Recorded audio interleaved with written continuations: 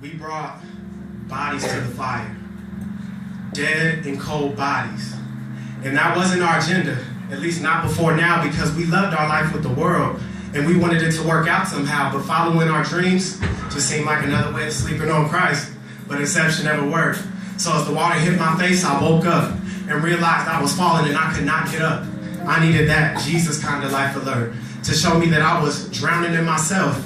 In the past, I used to lie to hold on, but didn't realize I was still swimming in that pool of sin because I lived in pride for so long. See, I was acting saved. I was a whole lot of lip and talk, but I've been mentally moving God for so long, people couldn't see the sun in my walk. So basically, all that fake God following was useless in the eyes of the church, but they had their own problems, so they kept quiet. Mental riots between these Christians to see whose light shined the brightest, trying to find the vision, but all they got was the vision. But I didn't say a word. I wasn't on a mission. I stayed in the closet with mine. But I mean, that's kind of common. Sheesh, these days more people are openly gay than openly Christian. Where's the submission? We're supposed to be a spiritual family for life, cutting into people's minds, using our word as the knife. Souls connected, meaning the devil feels defeat, but no. Too many people take the, there should be an I in team role. No, because there's no you in Christ. Don't take it light. Something has to die, but I won't lie. There is an I in Christ, so I need eyes too, to help distress spirits and decipher to them every lyric in the song that is the Bible, but nah. I fell short to sin. I had to fake my way until I heard God say more. He said, son, I'm available to make you free, but it looks like you already paid for it. Wow. I felt like my destiny was determined before I was born, Eden, but didn't realize every time I sin, I'm doing the same thing Eve did, and there are plenty of Adams in this world, just like me, that don't see that God is throwing salvation to anyone that has a mitt. But my head was too swollen from patting my own back for it to fit. It was just because of all these obstacles, y'all. These obstacles made me realize why so many people treat the holy life as optional. It's because they're trying to find logic in a God that's never been logical. So for that logic, I kept my eyes full of what I like to see. So instead of writing my wrongs, I wrote my own Bible, and that's Scientology. I didn't really want to hear the love parts of the word until one day, my wise brother Zoe told me there's a difference between the truth and what's true. For example, for God so loved the world that he gave his only begotten son, that whosoever believes in him shall not perish but have an everlasting life. That's the truth. 2 + 2 = 4. That's true, so that's what I use. Really confused, yet so ready to prove that heaven was my destination. I did not care. When spirits wrapped so tight around me, they'd answer a question before I dared. I was a conceited brother, treating this Christian walk like flat ground, but y'all, we going up some stairs, but silly on me when I first got saved. I took that first step and stayed there. That's why I was subject to sin. God was the outlet. He was just waiting for me to plug in, but I ran away from the hand that was outstretched. Spiritually dead. That's what happens when you don't plug into the outlet. So, I mean, I'm going to keep it real with y'all. There was a time a few months ago where I wanted to give up on God. I thought I would never get blessed. Then, I had friends that reminded me God got nails in the same hands he held my flesh in. He said, come, son. All that work you've been through, it's time for that to retire. Satan's been putting you through everything. You and the rest of my destined whose lives are very dire to my plan against this world. So I said, God, cut me, skin me, and separate me from the rest. And you all want to go higher. God, we see the altar. God, we see your altar. God, we see the altar. Oh, why are we backing up? God, we see the altar. Why can't I feel my deliverance anymore? God, we see the altar. You never let us go. God, we see the altar. Even during the times we couldn't catch up, you figure we must heard the gospel because we're trying to obey your commands.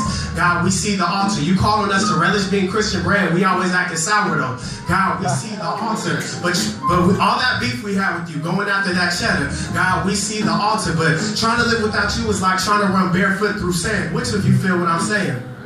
I got back dressed in my bodily attire. With that said, I backslid. So here's my testimonies part 2. We brought bodies to the fire. Dead and cold bodies.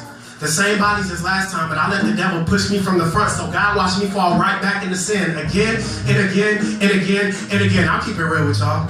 When it came to Christianity, a weak spinal bone left me broke back, so I wouldn't stand up for God. In negativity, the devil spoke that, but I camouflaged it and misinterpreted emotions to make me feel delivered.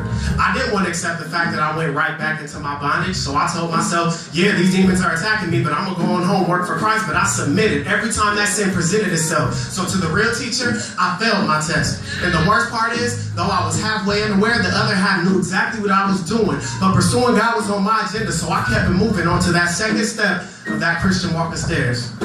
Yeah, spiritually I was getting better, and and worse. I was the most repulsive kind of Christian. Yeah, it was hard to part me from God, I admit it, but it was even harder to part me from that eloquently laid out computer screen. Yeah, that thing had my mind on a different level of confusion. I was trying to get closer to God because I was succeeding in getting closer to the devil. I was losing, and I caught myself becoming an apathetic fan of Christ. So then I brought my body to the fire. But now it's a warmed and moving body. There's no sense in trying to deny. I stood right in front of that altar and brought that thing back to life. My flesh was dying, but I revived. So I went and asked God, why do I have to live this horrible life? I felt the wrath coming on right then. He said, what do you mean? Why do you have to live this horrible life? I delivered you, but you never walk in it. I gave you life, but you never talk to me. I gave you my instruction manual, but you never read it. I gave you the church, but you claim that you don't need it. You keep entertaining that filth in your mind. You go into the world like you're his, but I want them to know you're mine. You're selfish, relentless, don't accept my forgiveness. You never bear witness. My love kept calling on you, but you just let that phone ring. Deliverance window shopping. You saw all that pain and didn't do a thing. The fact that you're still selfish with all this hurt around proves that you're ashamed. Tell the brokenhearted about me. What happened to you? Do you need me to show you the wounds that delivered you from sin? Do you need me to constantly remind you that with me you'll always win? Son, I love you. For all my children, I will go to that cross again. So stop talking about bringing bodies to the fire if you're never going to throw them in. That conviction was like a prescription from a love God drug.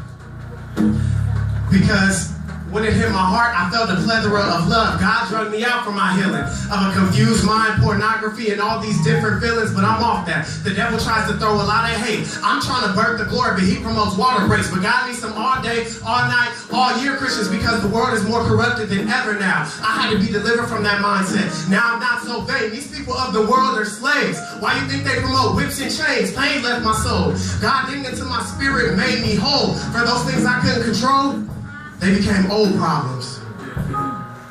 So I walked into my deliverance. It's almost like God's a spiritual magician. Switched the line, flash. I got saved, and my flesh started to disappear as soon as I experienced that altar call. It's ironic how killing something in me brought much more life than I ever anticipated. So now I'm balling in my Christian life with no plans to retire.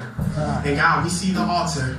And we brought bodies to the no. God, we see what you did on the cross, and now we're throwing those bodies in. So if you got delivered from sin, but now you feel like you can't live without it, no, you're healed, delivered, set free, and whom the Son sets free is free indeed. And there's nothing Satan can do about it. Now walk in it.